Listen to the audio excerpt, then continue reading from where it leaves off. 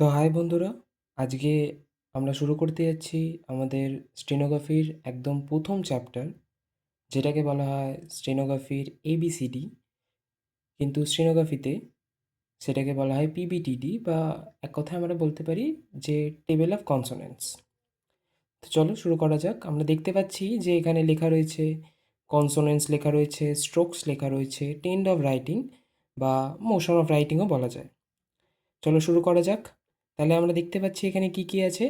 যেমন ইংলিশের আমরা এবিসিডি পড়েছিলাম, ঠিক তেমনি স্টেনোগ্রাফির আমরা পড়ব পিবিটিডি থেকে শুরু হবে। চলো, দেখতে পাচ্ছি প্রথমেই আছে P B, T D, J J, K G, F V, ইতি, এস জেড, ইজি, এম, এন, ইং, এল, আর এর পাশে লেখা রয়েছে ডাউনওয়ার্ড, আর আর এর আরেকটা পাশে লেখা রয়েছে আপওয়ার্ড। তারপরে W Y same, H upward, H downward. Okay, এখানে আমরা দেখতে পাচ্ছি এই সব স্ট্রোকসগুলো এখানে লেখা রয়েছে। মানে পিবিটিডি যেরকম করে আমরা ইংলিশে লিখেছিলাম, ঠিক সেরকমই যখন শর্ট হ্যান্ডে লিখতে যাব তখন ঠিক কীরকম করে লিখব সেই স্ট্রোকসগুলো এখানে দেওয়া রয়েছে। আর সেই স্ট্রোকসের যে মোশন, মানে আমরা কোন দিক থেকে কোন দিকে টানবো, সেই মোশনগুলোও এখানে দেওয়া রয়েছে। চলো দেখে নিই।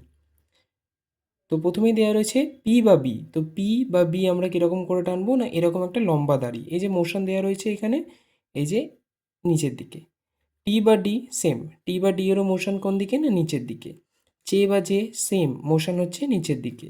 কে বা গে হচ্ছে আমার কোন দিকে মোশন না, কে বা গে এর মোশন হচ্ছে এদিকে। এফ ভি, ইথ, the same, S Z, is G, M, N, ইংটাও সেরকম, এল।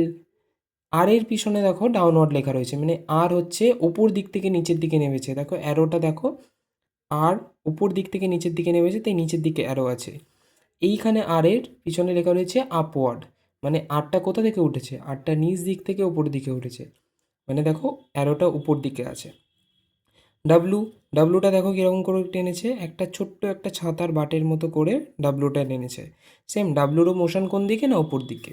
ওয়াই, ওয়াইটাও সেম, একটা ছোট্ট ছাতার বাটের মতো করে টেনেছে। ওয়াইয়েরও মোশন কোন দিকে না, উপর দিকে।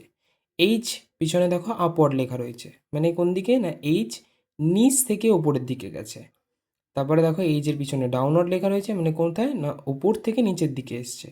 দেখো এই ছোট্ট একটা গোল্লা পাকিয়েছে, এই গোল্লা পাখি এই এইচ, এই ছোট্ট একটা গোল্লা পাকিয়েছে, এই গোল্লা পাখি এই নিচে ডাউনওয়ার্ড আছে। ওকে, তো এটাই হচ্ছে আমাদের প্রথম টেবিল অফ কনসোনেন্টস। মানে আমাদের প্রাথমিক জ্ঞান হচ্ছে, স্টেনোগ্রাফির প্রাথমিক জ্ঞান হচ্ছে এটা।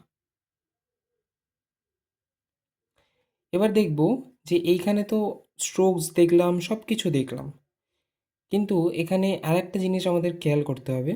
এখানে দেখো নিচে লেখা রয়েছে যে character of strokes. Character of strokes মানে স্ট্রোক কত ধরনের হয়। দেখো এখানে স্ট্রোক লেখা রয়েছে straight stroke, curved stroke, upward stroke, downward stroke, horizontal stroke. তার মধ্যে আপওয়ার্ড স্ট্রোক আর ডাউনওয়ার্ড স্ট্রোকটা আমরা আগেই দেখেছি। এই যে এখানে ডাউনওয়ার্ড স্ট্রোক, এখানে আপওয়ার্ড স্ট্রোক, এই যে আপওয়ার্ড স্ট্রোক, এই যে ডাউনওয়ার্ড স্ট্রোক। মানে স্ট্রেট স্ট্রোক হচ্ছে যেই লাইনগুলো সোজা সোজা নাবে সেগুলোকে স্ট্রেট স্ট্রোক বলা হয়। আর কার্ভ স্ট্রোক হচ্ছে যেগুলো এই যে ব্যাঁকা, যেমন এই যে এফটা ব্যাঁকা, এই যে ইটটা ব্যাঁকা, এই যে এস, জি, এগুলো ব্যাঁকা, এগুলো কার্ভ স্ট্রোক বলা হয়। আর হরাইজন্টাল স্ট্রোক মানে যেটা হরাইজন্টালি যায়, যেমন এই যে কে, গে, এম, তারপর হচ্ছে ইং, এই যে এগুলো হরাইজন্টালি যাচ্ছে, তাই এগুলোকে বলা হচ্ছে আমাদের হরাইজন্টাল স্ট্রোক।